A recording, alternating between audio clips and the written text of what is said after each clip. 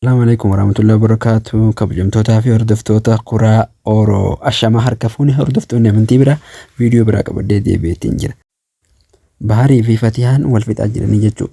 Sababuma walitti bu'insa silaa jira Najjaashii fi Ammaqaa fi akkasuma waan isaan didduutti deemaa ture kana wajjin wal qabatee isiin shuggutii irraa fuudhuudhaan shuggutii isaa fuutee awwaaltee jirti jechuudha. Yoon isaan kanaan waa godhe nutis yakka isaa kanaan itti gaafatamna jechuudhaan isiin yeroo fuutee dhoksitutti inni naa kannii jaan jechuun siifi ilmaan kana jechaan roorroodhaan waa meeqa tahaa jira biyya namaa tana keessatti isinii fi nakaan itti firraa dhorku dhabe ati ilmaan kana fuutee yoo asii deemte hooya'anii firraa hin dhorkaa jechuudhaan dubbata jechuudha.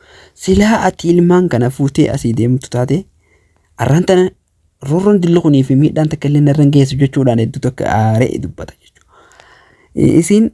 Isinlee bakka hedduu tokko akkaataan silaa inni kun miidhuma fakkaan isa inni akka miidhamu hin barbaaduuf isinis fuutee jalaa dhoksitee akka yakki silaa wanni inni balleessu tuni saba isaa ilmaan isaa kana ni miiti jechuudha.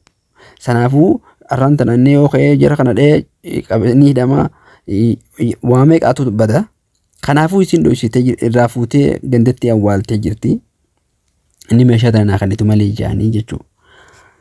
Rabbiin nagee itti haa ta'u Rabbiin adawwii isaa tanaas takkan akkanatti hedduu tokko darartee bubbaa fi gala wallaalchiftee jireenya isaa kana keessatti dalagataa fi waa meeqaan tam irraa dhorkite jechuudha. Akkanatti sirraa Rabbi irraa haa qabu. Rabbiin akkasumatti irraa dhabama haa godhu. Maaliif uummata hedduu tokko hiraarsaa jirti jechuudha. Hedduu tokko wallaahi akkanatti bu'aa jira innis. Kanaafuu akkaataan Fatiyaan rakkattee akka isin keessa jirtu Rabbumaatu beekaa jechuudha. Yoomuma inni kun gabbee nagahaan akkamuma mana natti ol deebi'a.